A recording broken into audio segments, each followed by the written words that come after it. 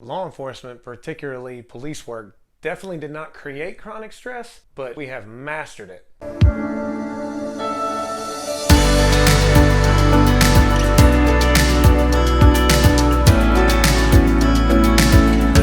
Hi, my name is Scott. I've been a cop for a while, and I'm also author of the book Mental Health Fight of the Heroes in Blue: How to Mentally Survive Working as a Police Officer. And in this book, I talk about chronic stress. And there are some things that are stressful to us as police officers that we don't really notice to be chronic stress, but here's the deal. Chronic stress can lead to damages on our mind and body at severe levels. And this whole video is to make you aware so that you can be motivated to take care of yourself. You're probably thinking, all right, Scott, I don't go to a stressful armed robbery or a stressful active attacker. I don't always get into a stressful fight every shift. What do you mean chronic stress? Those are actually incidents in which stress hormones and physical reactions actually spike and then come back down. That physical reaction, however, lead to the production of the stress hormone. Cortisol is a stress hormone that fires off when you go to that dangerous call. Stress hormones were only meant to really be fired off in short spurts. So you think about if you work a busy area and shift after shift after shift, or at least once or twice a week for however many years you're in law enforcement, you have short bursts of high intensity calls, which leads to high intense production of cortisol. This can lead to some damages. Now, cortisol can affect so many things. When you have too much cortisol, it's just swirling around because of excess production, because of excess stress from the job of being a police officer, then look, did you know that it can affect your electrolytes? This can really take a toll on your sodium levels. Well, guess what that means? Your heart and muscles can suffer. It can also affect cholesterol. So many different things. And I do not say this to scare you. I tell you this to make you aware. I sure as heck didn't know about it until I started researching to write my book. What is the number one risk to a person who has a heart that's been affected by all of this?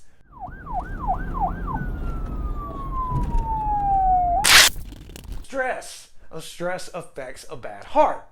We want to avoid that at all costs. So what you can do when you do go to these high-risk calls, breathe, deep breaths, calming the body, relieving the intensity of stress and hypervigilance to a point where you can just freeze up or just overreact. Deep breathing, calming, and also confidence in yourself, and also take as much training as you need to so that you can be ready when these calls go out. But the last thing you want to be is stressed to the gills constantly, because your heart can be affected by the natural production of stress hormones, which is not necessarily chronic stress, but over time, I think it can count as a stressor that has a chronic effect, if that makes sense. But let me go over now the hidden chronic stressors that are not really mentioned a lot in law enforcement, but actually take effect on you regardless of what you're doing during your shift.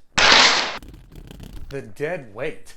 What I'm talking about is that vest, that duty belt, that gun pressing into your hip, that radio, all this stuff we have, the heavy boots you can wear sometimes on rainy days. This stuff is weight, and chronically wearing this stuff days, weeks, months, years can ultimately lead to strain on our muscles, and it can lead to tension, and tension leads to stress. Since I have worked in law enforcement over the last 13 years, I have noticed that my shoulders fold in forward, thus pushing my neck forward like this. Like in an x-ray, my spine back here in my neck, it doesn't curve up. No, it just leans forward like that.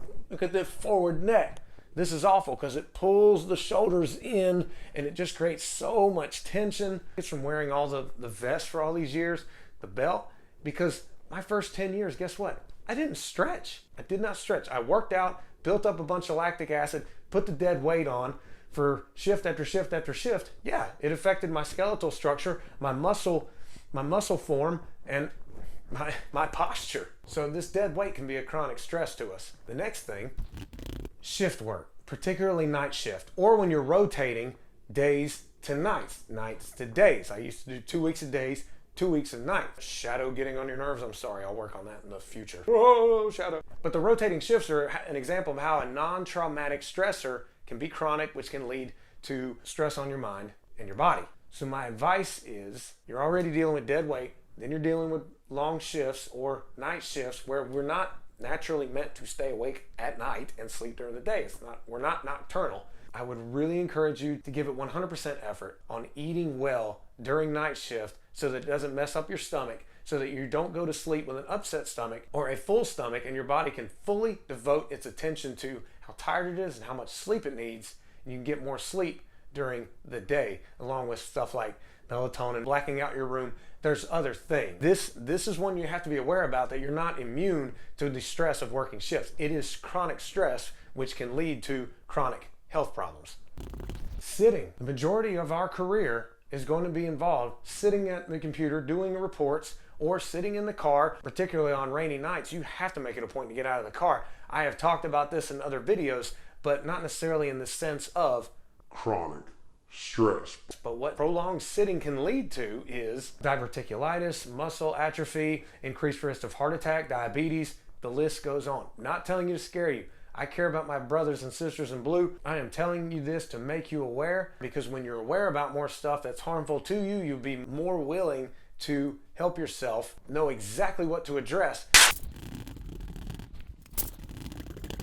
Eating at restaurants. You and I were guilty of this at some point. Now, for the most part, in my career, I've brought my lunch, but some officers will eat out every shift at least once during the shift. That can be very harmful. It's a chronic stress, because how many times do you order the healthy food? How many times do we order or go to the restaurants that have the fresh and healthy stuff? It can be very tempting just to go to that quick grill that gives you that quick burger and fries, and when you stuff your body with a bunch of unhealthy foods, that can't help you combat the chronic stress. So this ends up being a chronic stressor. My recommendation, bring your lunch. You say you don't have time to bring your lunch, then go out to a restaurant where it makes healthier food. And when you spend more money on healthier food, you're gonna be like, man, I gotta start bringing my lunch. I can't afford this. We really can't afford to eat out every shift anyway.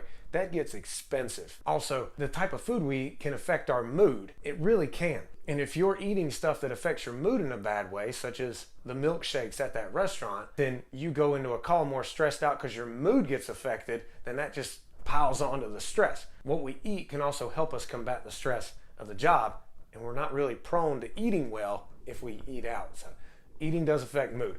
All of this is mentioned in my book, Mental Health Fighting the Heroes in Blue. You can get that book. The link is below. The reason why I bring all this stuff up, once again, is just so if you're aware of it, and it's one more thing, you'll be also aware that you have to help cope with, be treated for, or learn how to strengthen yourself so that you can overcome these inevitable stressors on your body and your mind. Really hope this video was helpful for you. If it was, please click the like button below. I look forward to talking to you again in another video. Take care, and may God bless.